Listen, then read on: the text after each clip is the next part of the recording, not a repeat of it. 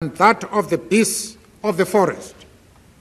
It would have been an act of treason against the people and against our conscience to allow fear. I am the first accused. I hold a bachelor's degree in arts and practiced as an attorney in Johannesburg for a number of years in partnership with Oliver Tambo. I am a convicted prisoner serving 5 years for leaving the country without a permit and for inciting people to go on strike at the end of May 1961. At the outset, I want to say that the suggestion made by the state in its opening that the struggle in South Africa is under the influence of foreigners or communists is wholly incorrect. I have done whatever I did, both as an individual and as a leader of my people, because of my experience in South Africa and my own proudly felt African background, and not because of what any outsider might have said. In my youth in the Transkei, I listened to the elders of my tribe telling stories of the old days. Amongst the tales they related to me were those of wars fought by our ancestors in defense of the fatherland. The names of Dingaan and Bambata, Hinsa and Makana, Skunti and Dalasele, Moshoshu and Sekukuni were praised as the glory of the entire African nation. I hoped then that life might offer me the opportunity to serve my people and make my own humble contribution to their freedom struggle. This is what has motivated me in all that I have done in relation to the charges made against me in this case. Having said this, I must deal immediately and at some length with the question of violence. Some of the things so far told to the court are true, and some are untrue. I do not, however, deny that I planned sabotage. I did not plan it in a spirit of recklessness, nor because I have any love of violence. I planned it as a result of a calm and sober assessment of the political situation that had arisen after many years of tyranny, exploitation, and oppression of my people by the whites.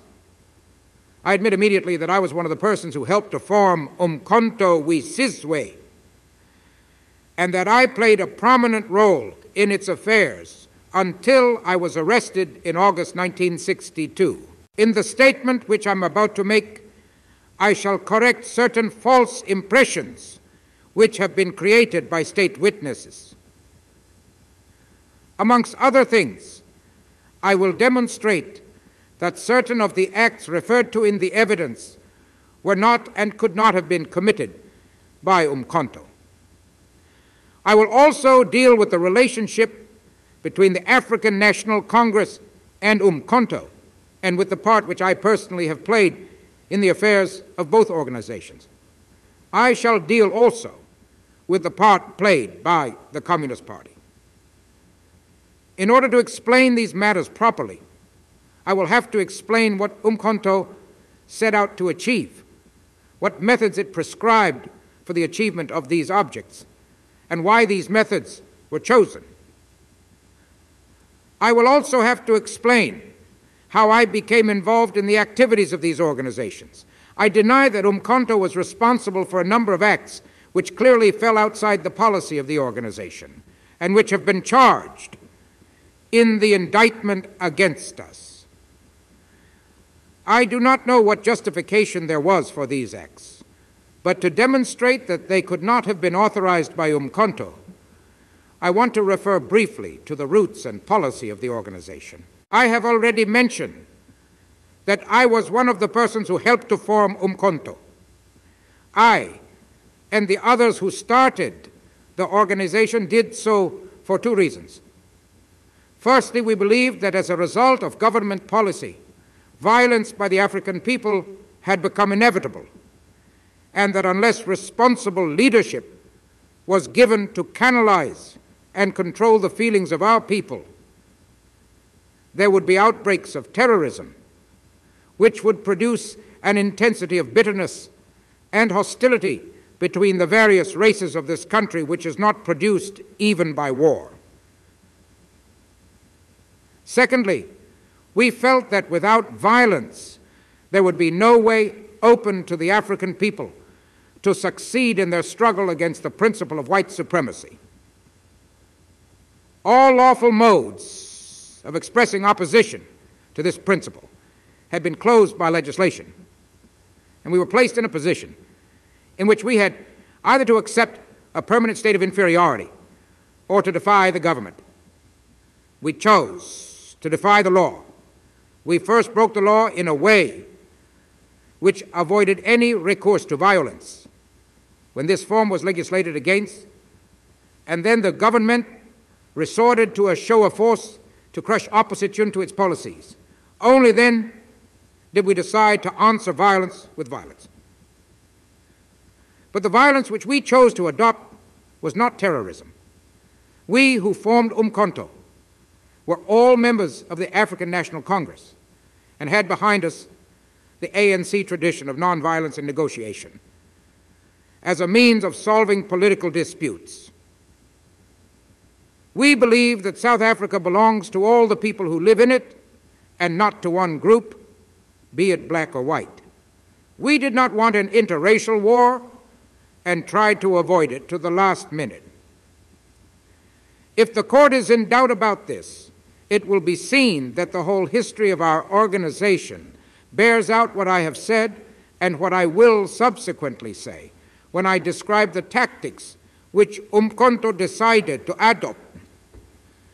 I want, therefore, to say something about the African National Congress. The African National Congress was formed in 1912 to defend the rights of the African people, which had been seriously curtailed by the South Africa Act and which were then being threatened by the Native Land Act. For 37 years, that is until 1949, it adhered strictly to a constitutional struggle.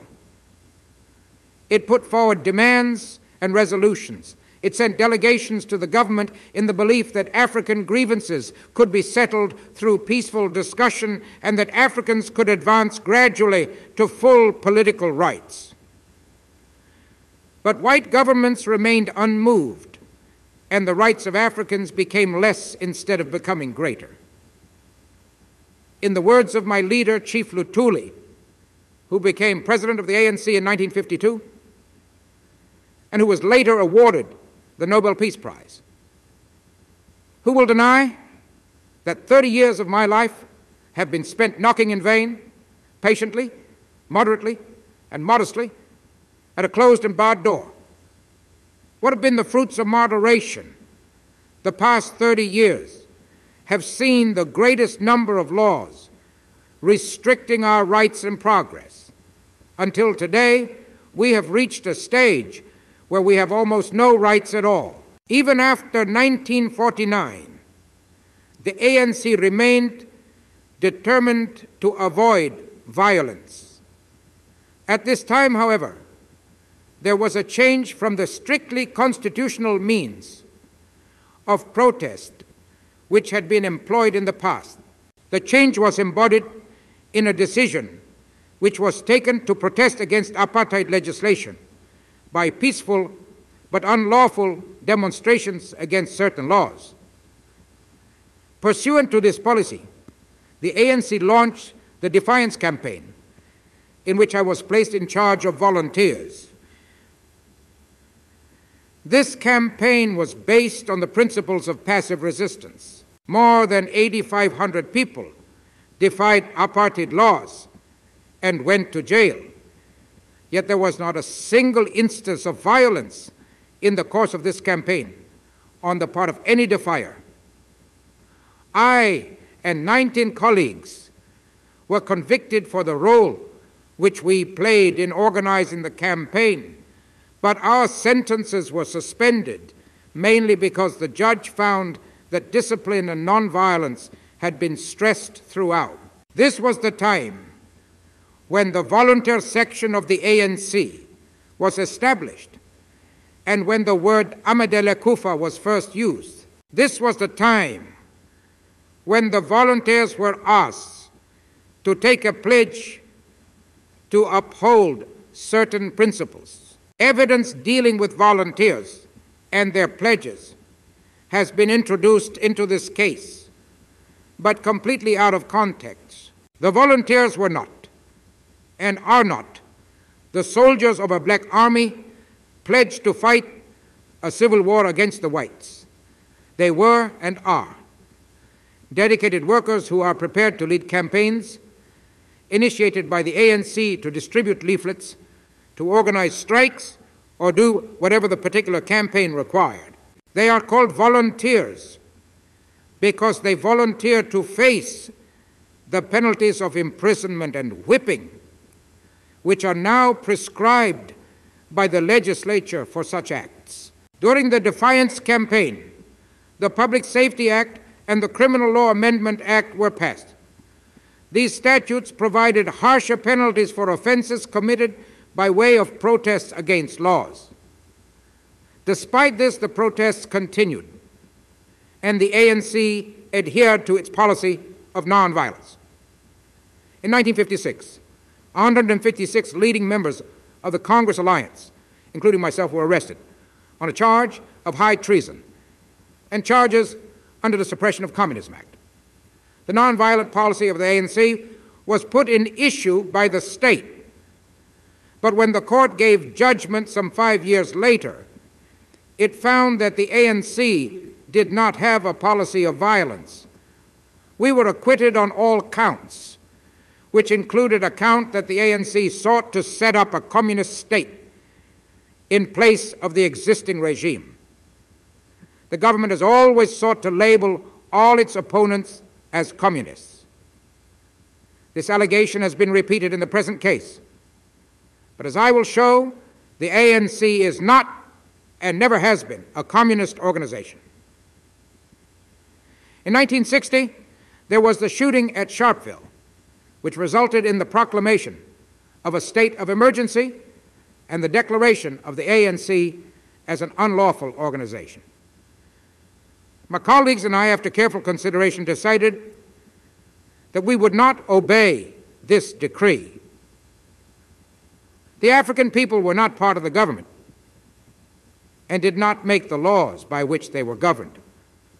We believed in the words of the Universal Declaration of Human Rights that the will of the people shall be the basis of authority of the government, and for us to accept the banning was equivalent to accepting the silencing of the Africans for all time. The ANC refused to dissolve, but instead went underground. We believed it was our duty to preserve this organization, which had been built up with almost 50 years of unremitting toil. I have no doubt that no self-respecting white political organization would disband itself if declared illegal by a government in which it had no say. In 1960, the government held a referendum which led to the establishment of the Republic. Africans, who constituted approximately 70% of the population of South Africa, were not entitled to vote and were not even consulted about the proposed constitutional change. All of us were apprehensive of our future under the proposed white republic, and a resolution was taken to hold an all-in-African conference to call for a national convention and to organize mass demonstrations on the eve of the unwanted republic if the government failed to call the convention. The conference was attended by Africans of various political persuasions. I was the secretary of the conference and undertook to be responsible for organizing the National Stay-at-Home, which was subsequently called to coincide with the declaration of the Republic. As all strikes by Africans are illegal, the person organizing such a strike must avoid arrest. I was chosen to be this person, and consequently, I had to leave my home and family and my practice and go into hiding to avoid arrest. The stay at home, in accordance with ANC policy, was to be a peaceful demonstration. Careful instructions were given to organizers and members to avoid any recourse to violence. The government's answer was to introduce new and harsher laws, to mobilize its armed forces, and to send Saracens' armed vehicles and soldiers into the townships in a massive show of force designed to intimidate the people. This was an indication that the government had decided to rule by force alone. And this decision was a milestone on the road to Umkhonto. Some of this may appear irrelevant to this trial. In fact, I believe none of it is irrelevant, because it will, I hope, enable the court to appreciate the attitude eventually adopted by the various persons and bodies concerned in the national liberation movement. When I went to jail in 1962, the dominant idea was that loss of life should be avoided. I now know that this was still so in 1963. I must return to June 1961. What were we, the leaders of our people, to do? Were we to give in to the show of force and the implied threat against future action? Or were we to fight it, and if so, how? We had no doubt that we had to continue the fight. Anything else would have been abject surrender. Our problem was not whether to fight, but was how to continue the fight. We of the ANC had always stood for a non-racial democracy, and we shrank from any action which might drive the races further apart than they already were. But the hard facts were that 50 years of nonviolence had brought the African people nothing but more and more repressive legislation and fewer rights. It may not be easy for this court to understand, but it is a fact that for a long time the people had been talking of violence, of the day when they would fight the white man and win back their country. And we, the leaders of the ANC, had nevertheless always prevailed upon them to avoid violence and to pursue peaceful methods. When some of us discussed this in May and June of 1961, it could not be denied that our policy to achieve a non-racial state by nonviolence had achieved nothing, and that our followers were beginning to lose confidence in this policy and were developing disturbing ideas of terrorism.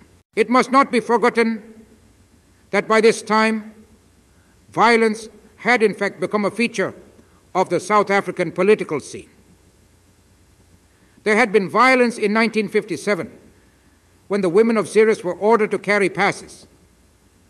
There was violence in 1958 with the enforcement of cattle culling in Sekhukhune land.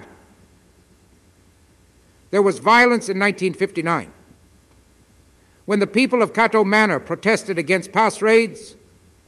There was violence in 1960 when the government attempted to impose Bantu authorities in Pondoland. 39 Africans died in these disturbances. In 1961, there had been riots in warm baths. And all this time, the Transkei had been a seething mass of unrest. Each disturbance pointed clearly to the inevitable growth among Africans of the belief that violence was the only way out. It showed that a government which uses force to maintain its rule teaches the oppressed to use force to oppose it. Already small groups had arisen in the urban areas and were spontaneously making plans for violent forms of political struggle.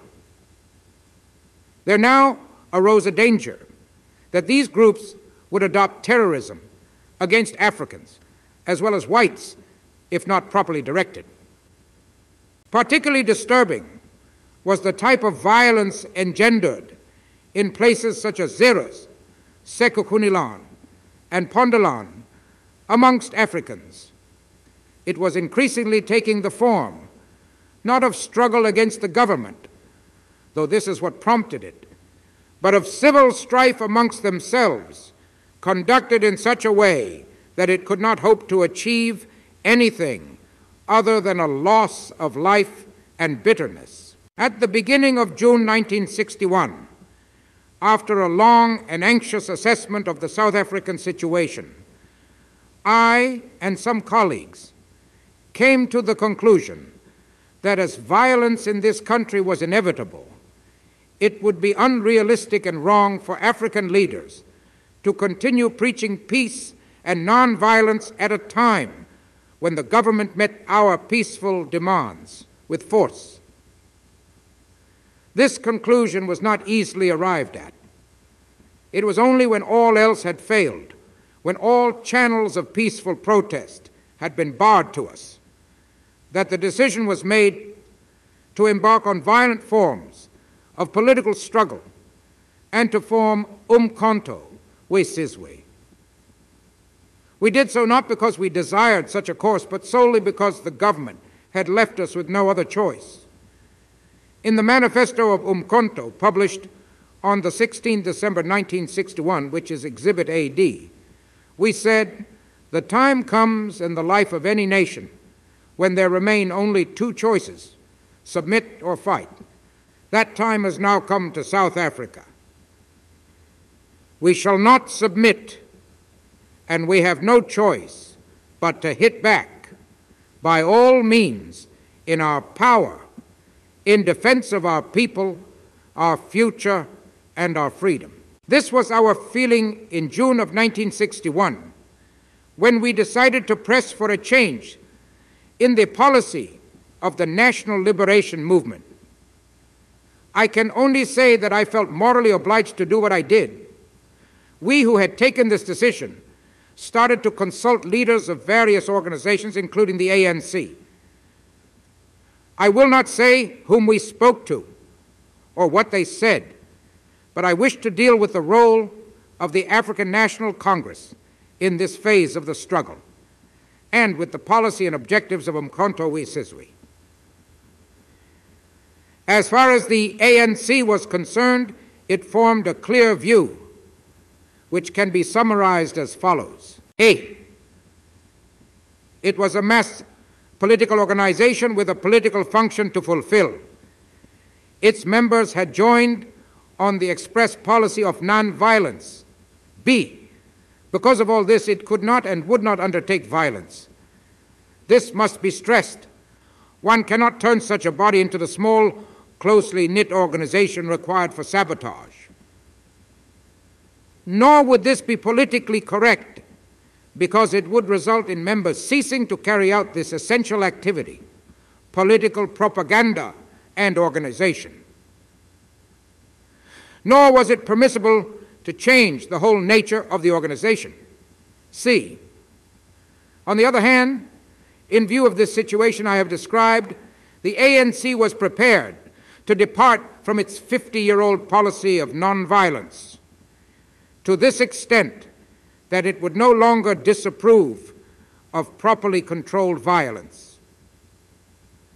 Hence, members who undertook such activity would not be subject to disciplinary action by the ANC. I say properly controlled violence because I made it clear that if I formed the organization, I would at all times subject it to the political guidance of the ANC and would not undertake any different form of activity from that contemplated without the consent of the ANC.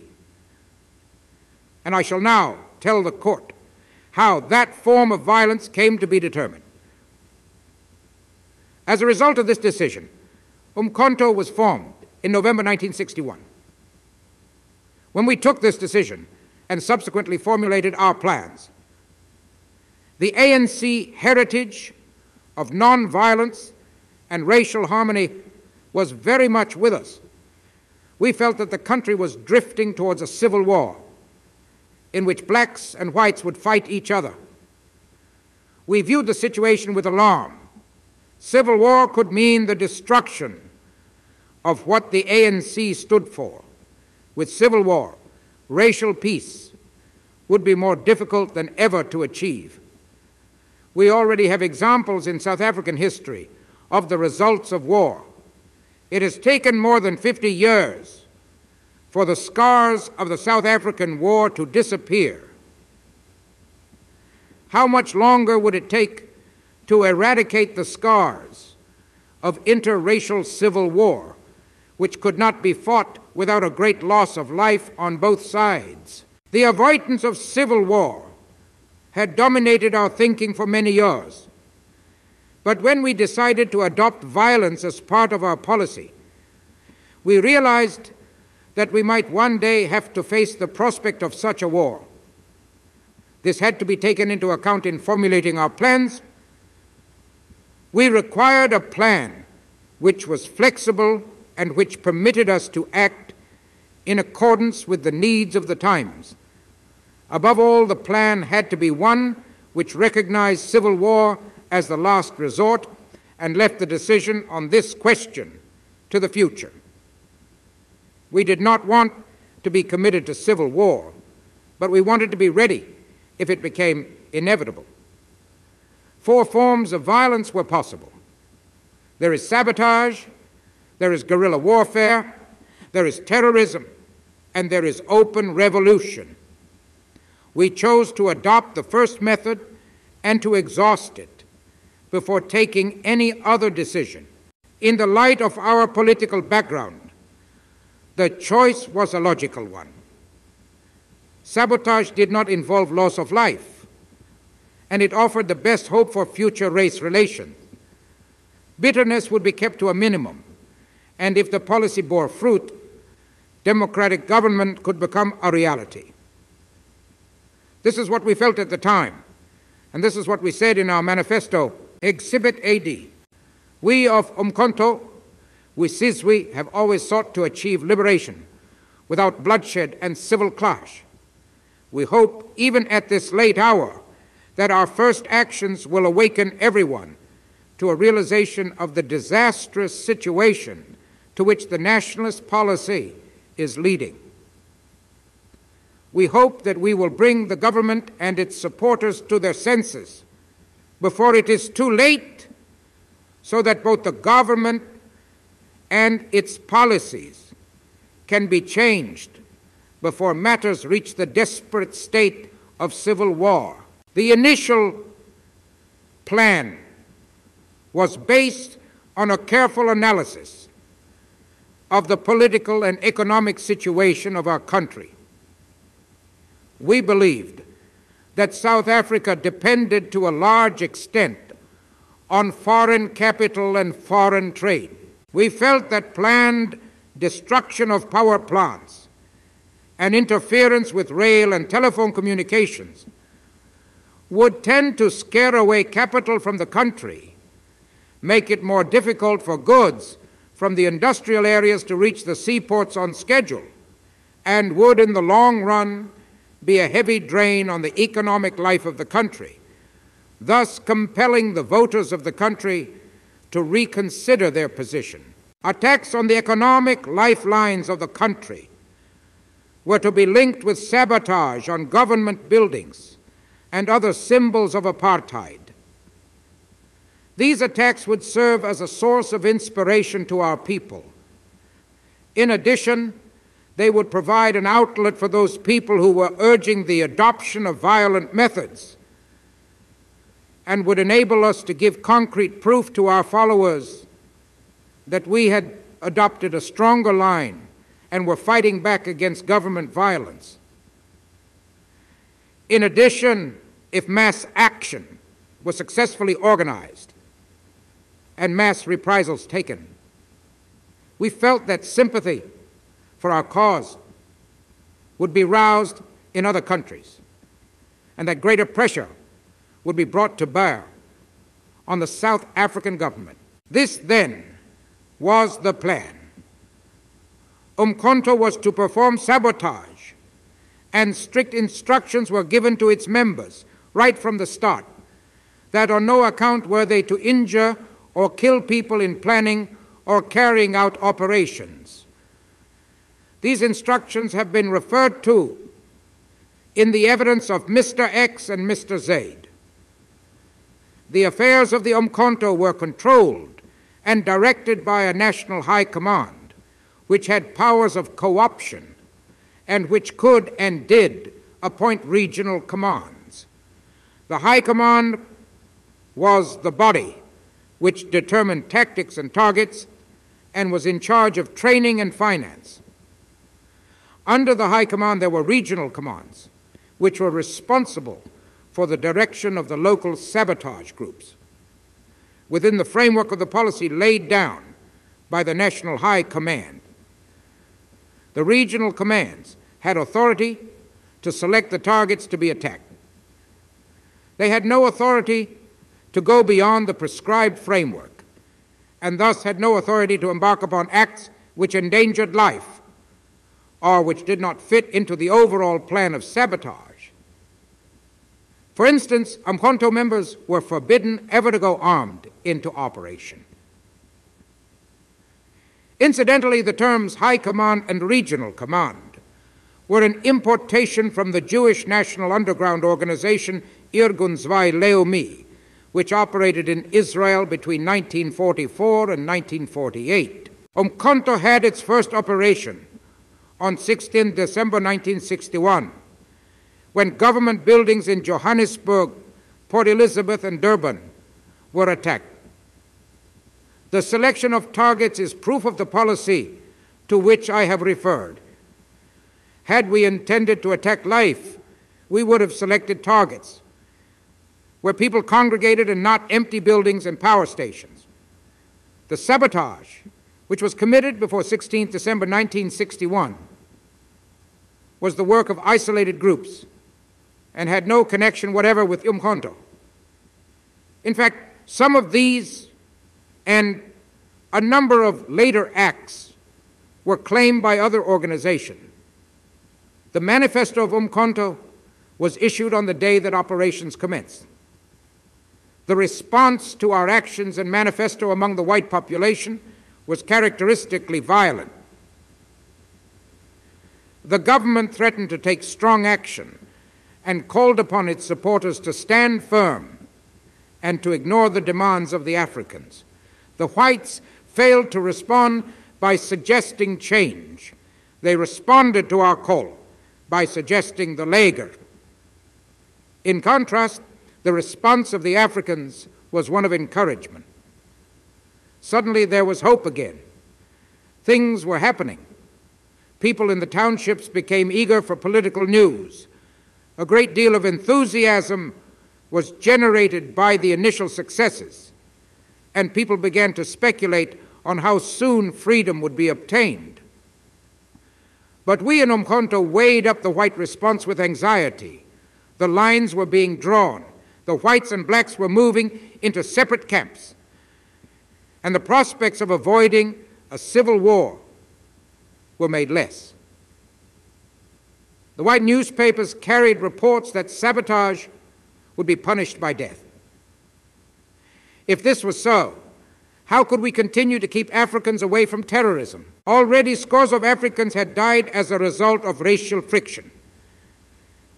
In 1920, when the famous leader Masabala was held in Port Elizabeth jail, 24 of a group of Africans who had gathered to demand his release were killed by the police and white civilians. In 1921, more than 100 Africans died in the Bull Hawk affair. In 1924, over 200 Africans were killed when the administrator of Southwest Africa led a force against a group which had rebelled against the imposition of dog tax.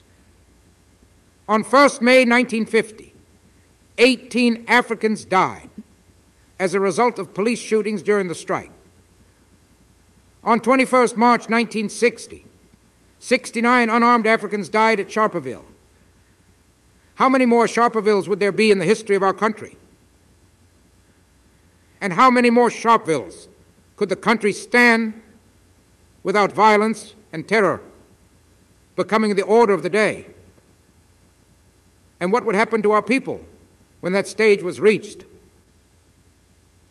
In the long run, we felt certain we must succeed, but at what cost to ourselves and the rest of the country? And if this happened, how could black and white ever live together again in peace and harmony? These were the problems that faced us, and these were our decisions. Experience convinced us that rebellion would offer the government limitless opportunities for the indiscriminate slaughter of our people. But it was precisely because the soil of South Africa is already drenched with the blood of innocent Africans that we felt it our duty to make preparations as a long-term undertaking to use force in order to defend ourselves against force. If war were inevitable, we wanted the fight to be conducted on terms most favorable to our people. The fight which held out prospects best for us and the least risk of life to both sides was guerrilla warfare. We decided, therefore, in our preparations for the future to make provision for the possibility of guerrilla warfare. All whites undergo compulsory military training, but no such training was given to Africans. It was, in our view, essential to build up a nucleus of trained men who would be able to provide the leadership which would be required if guerrilla warfare started. We had to prepare for such a situation before it became too late to make proper preparations. It was also necessary to build up a nucleus of men trained in civil administration and other professions so that Africans would be equipped to participate in the government of this country as soon as they were allowed to do so. At this stage, it was decided that I should attend the conference of the Pan-African Freedom Movement for Central, East, and Southern Africa, which was to be held early in 1962 in Addis Ababa. And because of our need for preparation, it was also decided that after the conference, I would undertake a tour of the African states with a view to obtaining facilities for the training of soldiers, and that I would also solicit scholarships for the higher education of matriculated Africans. Training in both fields would be necessary, even if changes came about by peaceful means. Administrators would be necessary who would be willing and able to administer a non-racial state, and so would men be necessary to control the army and police force of such a state. It was on this note that I left South Africa to proceed to Addis Ababa as a delegate of the ANC. My tour was a success. Wherever I went, I met sympathy for our cause and promises of help. All Africa was united against the stand of white South Africa. And even in London, I was received with great sympathy by political leaders such as Mr. Gaitskell and Mr. Grimmond.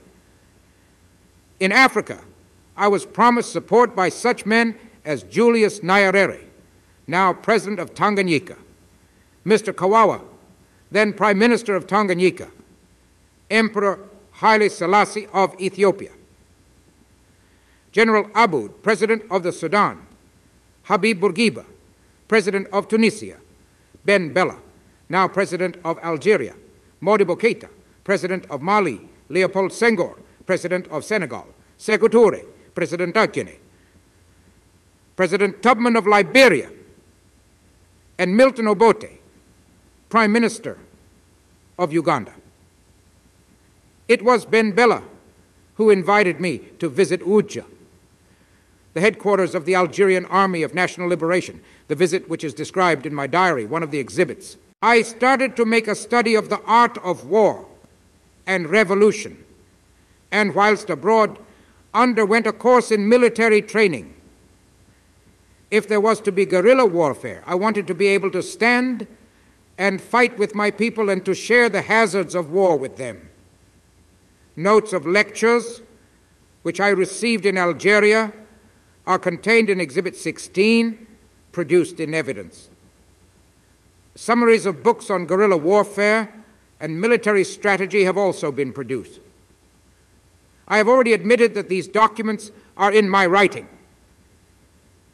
and I acknowledge that I made these studies to equip myself for the role which I might have to play if the struggle drifted into guerrilla warfare. I approached this question as every African nationalist should do. I was completely objective. The court will see that I attempted to examine all types of authority on the subject, from the East and from the West, going back to the classic work of Clausewitz, and covering such a variety as Mao Zedong and Che Guevara on the one hand, and the writings on the Anglo-Boer War on the other. Of course, these notes are merely summaries of the books I read and do not contain my personal views. I also made arrangements for our recruits to undergo military training. But here it was impossible to organize any scheme without the cooperation of the ANC offices in Africa. I consequently obtained the permission of the ANC in South Africa to do this. To this extent, then, there was a departure from the original decision of the ANC, but it applied outside South Africa only. The first batch of recruits actually arrived in Tanganyika when I was passing through that country on my way back to South Africa. I returned to South Africa and reported to my colleagues on the results of my trip. On my return, I found that there had been little alteration in the political scene, save that the threat of a death penalty for sabotage had now become a fact. The attitude of my colleagues in Umkhonto was much the same as it had been before I left. They were feeling their way cautiously and felt that it would be a long time before the possibilities of sabotage were exhausted. In fact, the view was expressed by some that the training of recruits was premature. This is recorded by me in the document, which is Exhibit R.14. After a full discussion, however, it was decided to go ahead with the plans for military training because of the fact that it would take many years to build up a sufficient nucleus of trained soldiers to start a guerrilla campaign. And whatever happened, the training would be of value. I wish to turn now to certain general allegations made in this case by the state. But before doing so, I wish to revert to certain occurrences said by witnesses to have happened in Port Elizabeth and East London. I am referring to the bombing of private houses of pro-government persons during September, October, and November 1962. I do not know what justification there was for these acts, nor what provocation had been given. But if what I have said already is accepted, then it is clear that these acts had nothing to do with the carrying out of the policy of Umkhonto. One of the chief allegations in the indictment is that the ANC was a party to a general conspiracy to commit sabotage. I have already explained why this is incorrect, but how externally there was a departure from the original principle laid down by the ANC.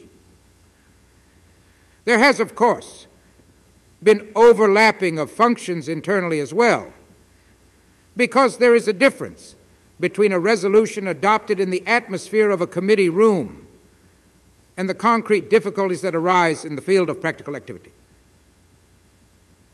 At a later stage, the position was further affected by bannings and house arrests, and by persons leaving the country to take up political work abroad. This led to individuals having to do work in different capacities. But though this may have blurred the distinction between Umkhonto and the ANC, it by no means abolished that distinction.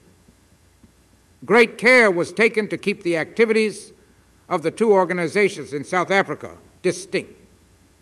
The ANC remained a mass political body of Africans only carrying on the type of political work they had conducted prior to 1961. Umkhonto remained a small organization, recruiting its members from different races and organizations, and trying to achieve its own particular object. The fact that members of Umkhonto were recruited from the ANC, and the fact that persons served both organizations, like Solomon Mbanjwa, did not, in our view, change the nature of the ANC or give it a policy of violence. This overlapping of officers, however, was more the exception than the rule. This is why persons such as Mr. X and Mr. Z, who were on the regional command of their respective areas, did not participate in any of the ANC committees or activities, and why people such as Mr. Bennett Marciana and Mr. Reginald Ndubi did not hear of sabotage at their ANC meetings. Another of the allegations in the indictment is that Rivonia was the headquarters of Umkhonto. This is not true of the time when I was there. I was told, of course, and knew that certain of the activities of the Communist Party were carried on there. But this is no reason, as I shall presently explain, why I should not use the place.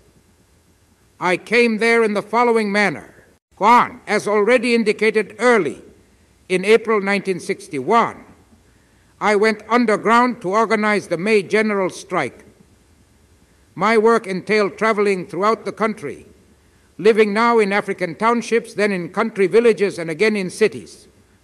Two, during the second half of the year, I started visiting the Parktown home of Arthur Goldreich, where I used to meet my family privately. Although I had no direct political association with him, I had known Arthur Goldreich socially since 1958. Three, in October, Arthur Goldreich informed me that he was moving out of town and offered me a hiding place there. A few days thereafter, he arranged for Michael Harmel to take me to Rivonia. I naturally found Rivonia an ideal place for the man who lived the life of an outlaw. Up to that time, I had been compelled to live indoors during the daytime and could only venture out under cover of darkness. But at Lilies Leaf, I could live differently and work far more efficiently. Four, for obvious reasons, I had to disguise myself, and I assumed the fictitious name of David. In December, Arthur Goldreich and his family moved in. I stayed there until I went abroad on 11 January 1962. As already indicated, I returned in July 1962 and was arrested in Natal on the 4th August. 5. Up to the time of my arrest, Lilies Leaf Farm was the headquarters of neither the African National Congress nor Umkhonto. With the exception of myself, none of the officials or members of these bodies lived there. No meetings of the governing bodies were ever held there, and no activities connected with them were either organized or directed from there. On numerous occasions during my stay at Lilies Leaf Farm, I met both the executive committee of the ANC as well as the NHC, but such meetings were held elsewhere and not on the farm. 6. While staying at Lilies Leaf Farm, I frequently visited Arthur Goldreich in the main house, and he also paid me visits in my room. We had numerous political discussions covering a variety of subjects. We discussed ideological and practical questions, the Congress alliance, Umkhonto, and its activities generally, and his experiences as a soldier in the Palmach, the military wing of the Haganah. Haganah was the political authority of the Jewish national movement in Palestine. 7. Because of what I had got to know of Goldreich, I recommended on my return to South Africa that he should be recruited to Umkhonto.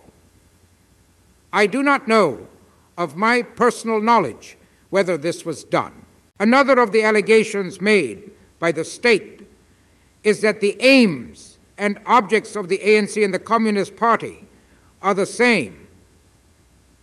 I wish to deal with this and with my own political position, because I must assume that the state may try to argue from certain exhibits that I tried to introduce Marxism into the ANC. The allegation as to the ANC is false. This is an old allegation which was disproved at the treason trial and which has again reared its head. But since the allegation has been made again, I shall deal with it as well as with the relationship between the ANC and the Communist Party and Umkhonto and that party. The ideological creed of the ANC is and always has been the creed of African nationalism. It is not the concept of African nationalism expressed in the cry, "Drive the white man into the sea." The African nationalism for which the ANC stands is the concept of freedom and fulfillment for the African people in their own land. The most important political document ever adopted by the ANC is the Freedom Charter. It is by no means a blueprint for a socialist state. It calls for redistribution, but not nationalization of land. It provides for nationalization of mines, banks, and monopoly industry.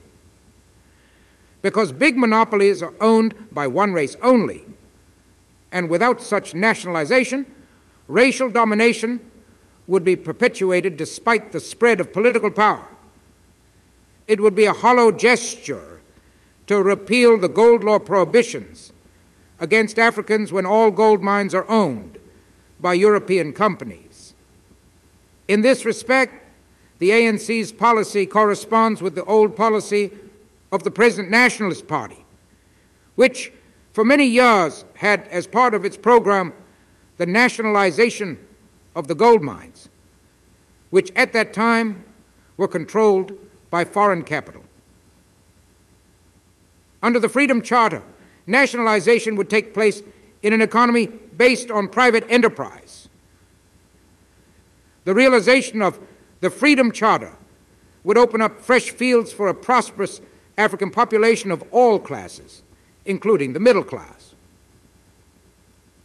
The ANC has never, at any period of its history, advocated a revolutionary change in the economic structure of the country, nor has it, to the best of my recollection, ever condemned capitalist society. As far as the Communist Party is concerned, and if I understand its policy correctly, it stands for the establishment of a state based on the principles of Marxism. Although it is prepared to work for the Freedom Charter as a short-term solution to the problems created by white supremacy, it regards the Freedom Charter as the beginning and not the end of its program. The ANC, unlike the Communist Party, admitted Africans only as members. Its chief goal was and is for the African people to win unity and full political rights. The Communist Party's main aim, on the other hand, was to remove the capitalists and to replace them with a working-class government. The Communist Party sought to emphasize class distinctions, whilst the ANC seeks to harmonize them. This is a vital distinction. It is true that there has often been close cooperation between the ANC and the Communist Party, but cooperation is merely proof of a common goal. In this case, the removal of white supremacy, and is not proof of a complete community of interests. The history of the world is full of similar examples. Perhaps the most striking illustration is to be found in the cooperation between Great Britain, the United States of America, and the Soviet Union in the fight against Hitler. Nobody but Hitler would have dared to suggest that such cooperation turned Churchill or Roosevelt into communists or communist tools, or that Britain and America were working to bring about a communist world. Another instance of such cooperation is to be found precisely in Umkhonto. Shortly after Umkhonto was constituted, I was informed by some of its members that the Communist Party would support Umkhonto, and this then occurred. At a later stage, the support was made openly. I believe that communists have always played an active role in the fight by colonial countries for their freedom, because the short-term objects of communism would always correspond with the long-term objects of freedom movements. Thus, communists have played an important role in the freedom struggles fought in countries such as Malaya, Algeria, and Indonesia. Yet none of these states today are communist countries. Similarly, in the underground resistance movements, which sprung up in Europe during the last World War, communists played an important role. Even General Chiang Kai-shek, today one of the bitterest enemies of communism, fought together with the communists against the ruling class in the struggle which led to his assumption of power in China in the 1930s. This pattern of cooperation between communists and non-communists has been repeated in the national liberation movement of South Africa. Prior to the banning of the Communist Party, joint campaigns involving the Communist Party and the Congress movements were accepted practice. African communists could and did become members of the ANC, and some served on the national, provincial, and local committees.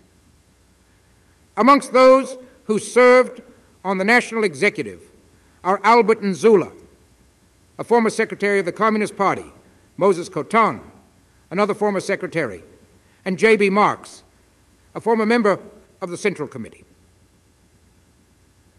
I joined the ANC in 1944, and in my younger days, I held the view that the policy of admitting communists to the ANC and the close cooperation which existed at times on specific issues between the ANC and the Communist Party would lead to a watering down of the concept of African nationalism. At that stage, I was a member of the African National Congress Youth League and was one of a group which moved for the expulsion of communists from the ANC. This proposal was heavily defeated. Amongst those who voted against the proposal were some of the most conservative sections of African political opinion. They defended the policy on the ground that from its inception, the ANC was formed and built up not as a political party with one school of political thought, but as a parliament of the African people, accommodating people of various political convictions, all united by the common goal of national liberation. I was eventually won over to this point of view, and I have upheld it ever since. It is perhaps difficult for white South Africans with an ingrained prejudice against communism to understand why experienced African politicians so readily accept communists as their friends. But to us, the reason is obvious. Theoretical differences amongst those fighting against oppression is a luxury we cannot afford at this stage. What is more, for many decades, communists were the only political group in South Africa who were prepared to treat Africans as human beings and their equals, who were prepared to eat with us, talk with us, live with us, and work with us.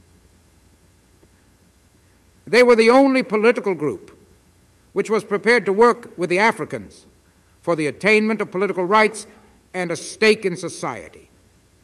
Because of this, there are many Africans who, today, tend to equate freedom with communism.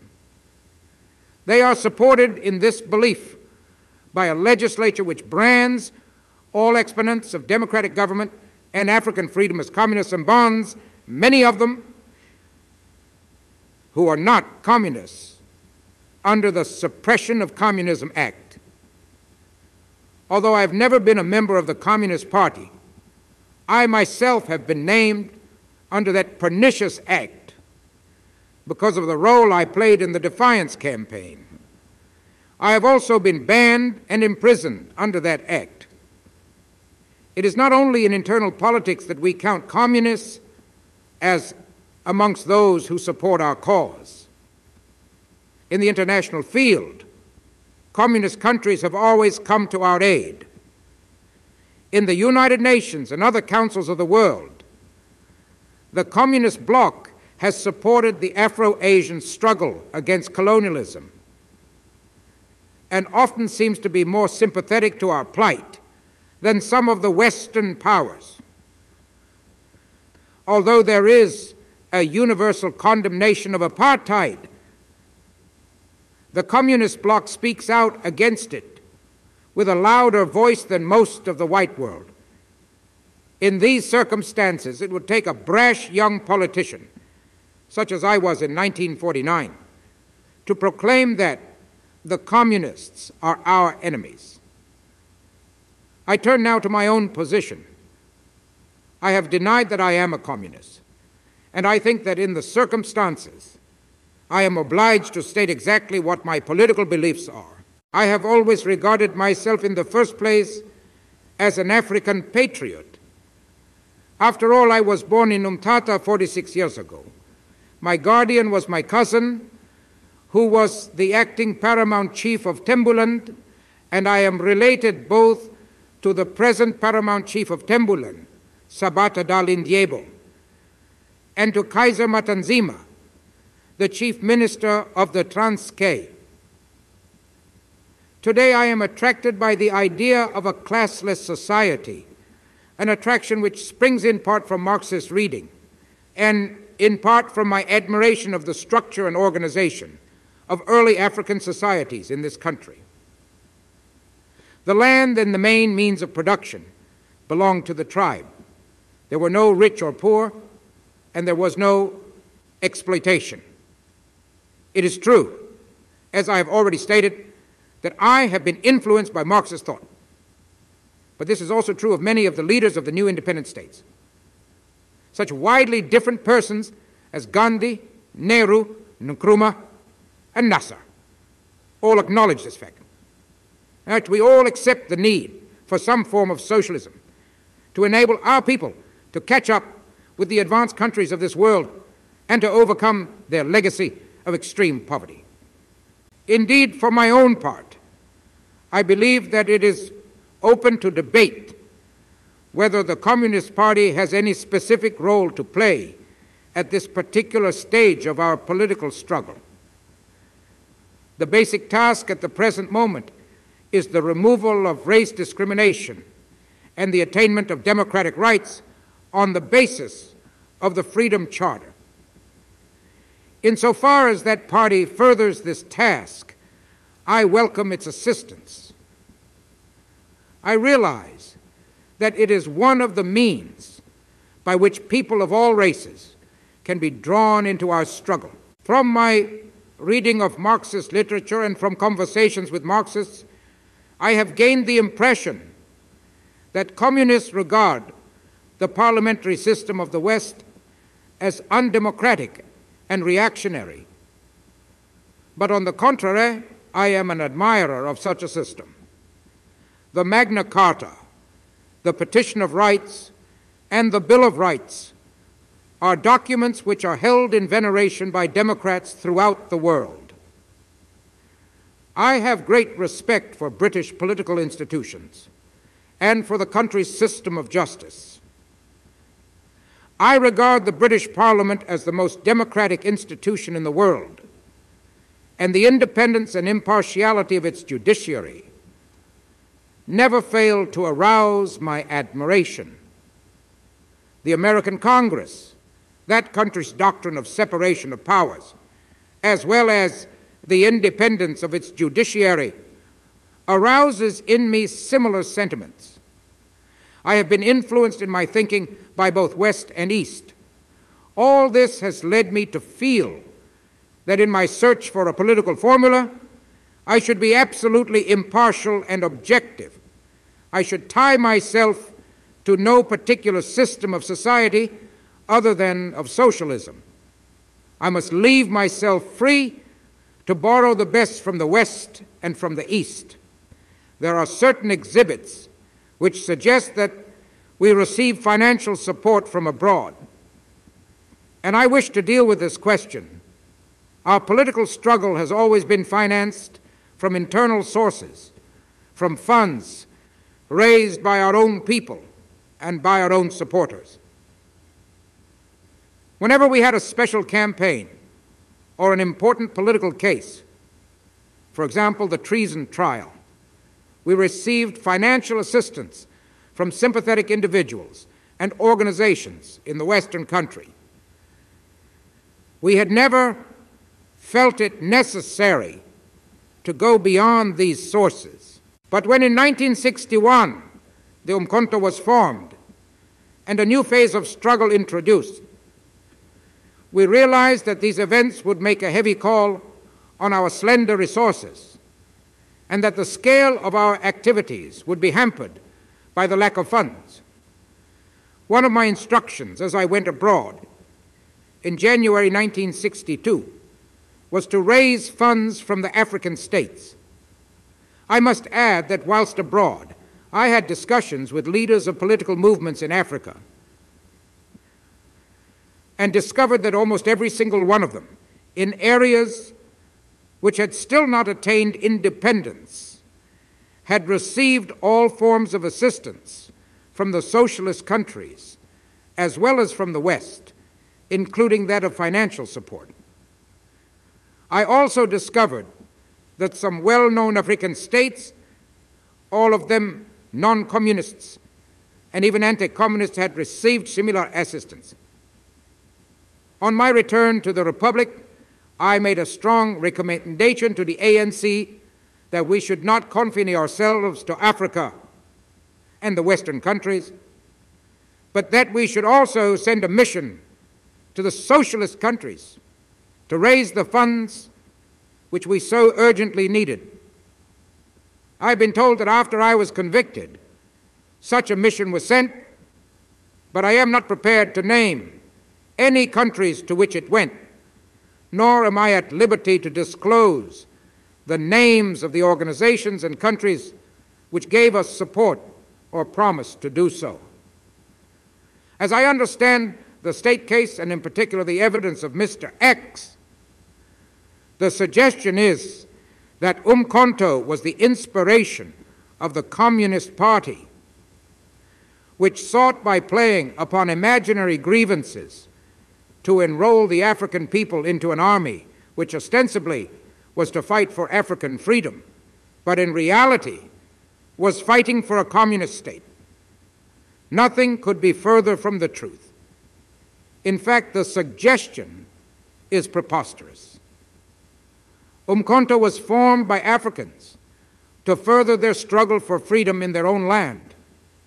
Communists and others supported the movement, and we only wish that more sections of the community would join us. Our fight is against real and not imaginary hardships, or to use the language of the state prosecutor, so-called hardships. Basically, we fight against two features which are the hallmarks of African life in South Africa and which are entrenched by legislation, which we seek to have repealed. These features are poverty and lack of human dignity, and we do not need communists or so-called agitators to teach us about these things. South Africa is the richest country in Africa and could be one of the richest countries in the world.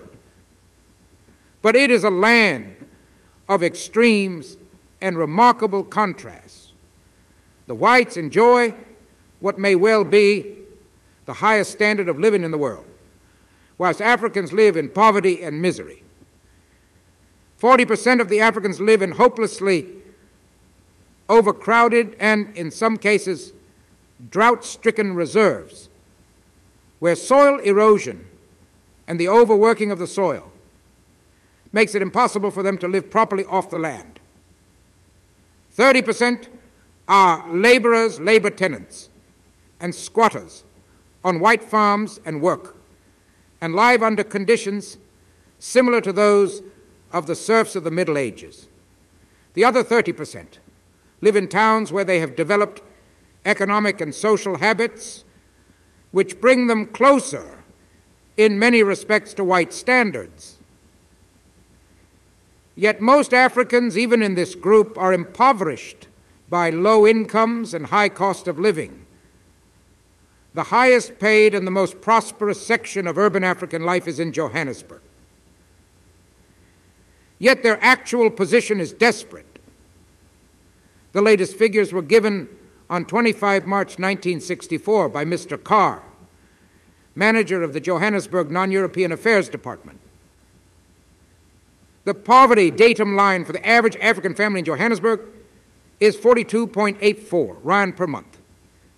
He showed that the average monthly wage is 32.24 rand and that 46% of all African families in Johannesburg do not earn enough to keep them going. Poverty goes hand in hand with malnutrition and disease. The incidence of malnutrition and deficiency diseases is very high amongst Africans. Tuberculosis, pellagra, kwashiorkor, gastroenteritis, and scurvy bring death and destruction of health.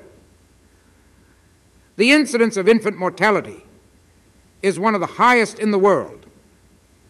According to the medical officer of health for Pretoria, tuberculosis kills 40 people a day, and in 1961 there were 58,491 new cases reported.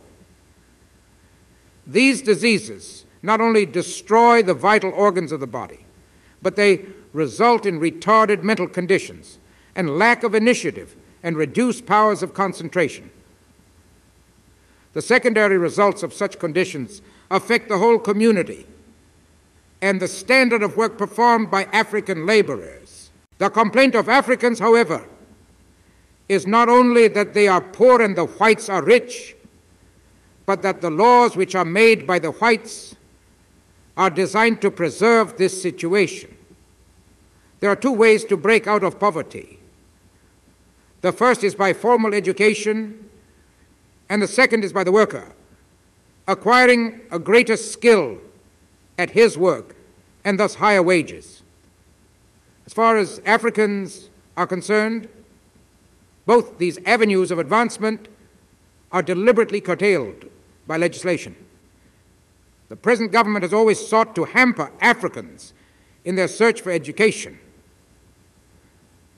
One of their early acts after coming into power was to stop subsidies for African school feeding.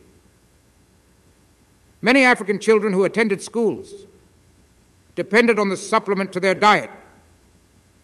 This was a cruel act. There is compulsory education for all white children at virtually no cost to their parents, be they rich or poor. Similar facilities are not provided for the African children, though there are some who receive such assistance. African children, however, generally have to pay more for their schooling than whites. According to figures quoted by the South African Institute of Race Relations in its 1963 journal, approximately 40% of African children in the age group between 7 to 14 do not attend school. For those who do attend school, the standards are vastly different from those afforded to white children. In 1960-61, the per capita government spending on African students at state-aided schools was estimated at 12.46 rand. In the same years, the per capita spending on white children in the Cape Province was 144.57 rand. Although there are no figures available to me, it can be stated without doubt that the white children on whom 144.57 rand per head was being spent all came from wealthier homes than African children on whom 12.46 rand per head was being spent. The quality of education is also different. According to the Bantu Educational Journal, only 5,660 African children in the whole of South Africa passed their junior certificate in 1962, and in that year only 302 passed matric. This is presumably consistent with the policy of Bantu education, about which the present Prime Minister said during the debate on the Bantu Education Bill in 1953. When I have control of native education, I will reform it so that natives will be taught from childhood to realize that equality with Europeans is not for them. People who believe in equality are not desirable teachers for natives. When my department controls native education, it will know for what class of higher education a native is fitted and whether he will have a chance in life to use his knowledge. The other main obstacle to the economic advancement of the African is the industrial color bar, under which all the better jobs of industry are reserved for whites only. Moreover, Africans who do obtain employment in the unskilled and semi-skilled occupations which are open to them are not allowed to form trade unions, which have recognition under the Industrial Conciliation Act. This means that strikes of African workers are illegal and that they are denied the right of collective bargaining which is permitted to the better paid white workers.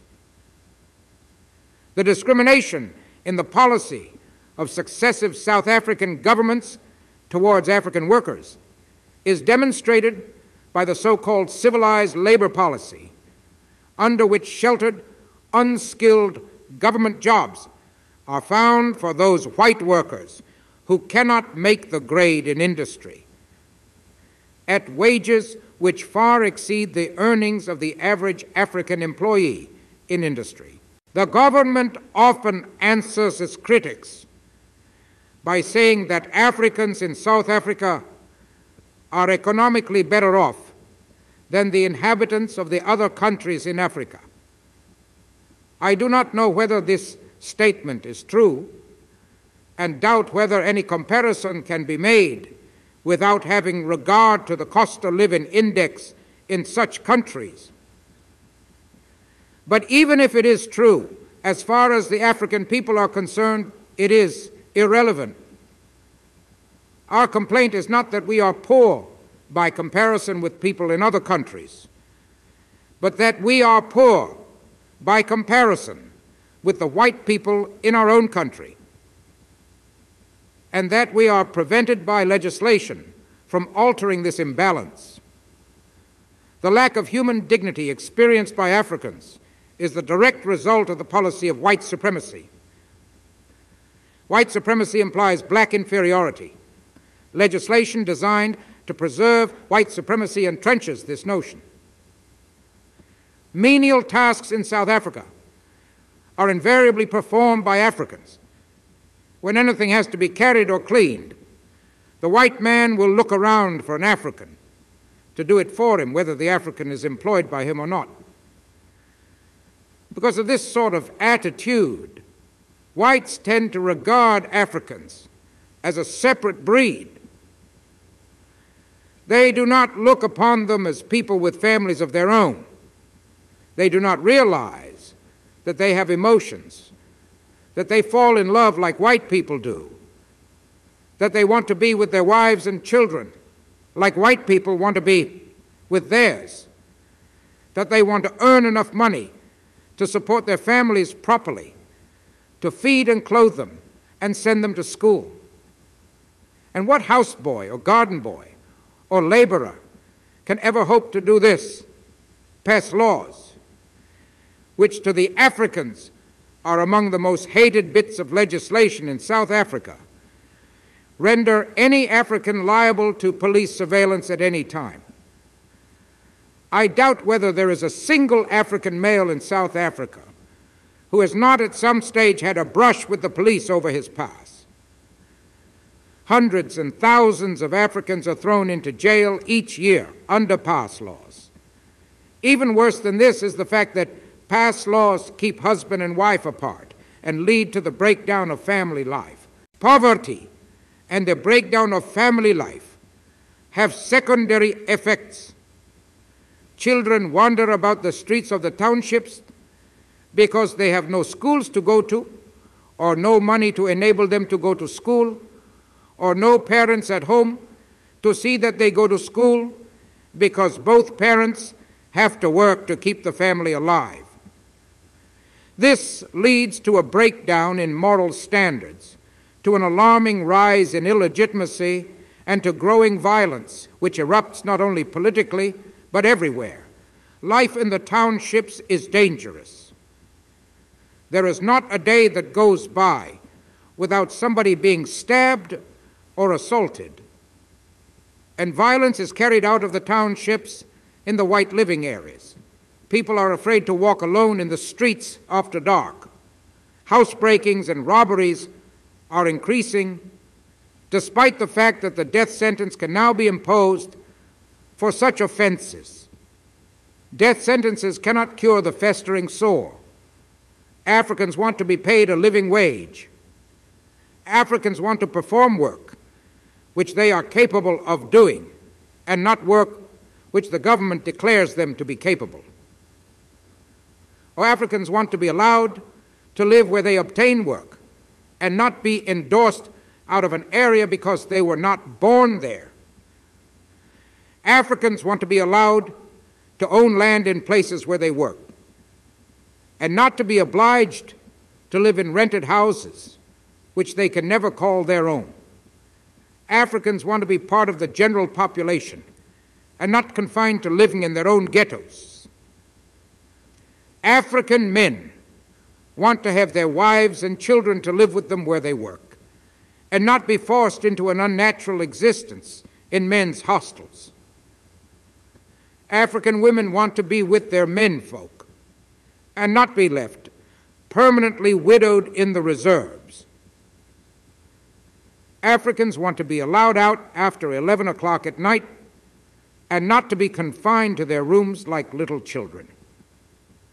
Africans want to be allowed to travel in their own country and to seek work where they want to and not where the Labor Bureau tells them to. Africans want a just share in the whole of South Africa. They want security and a stake in society. Above all, we want equal political rights, because without them, our disabilities will be permanent.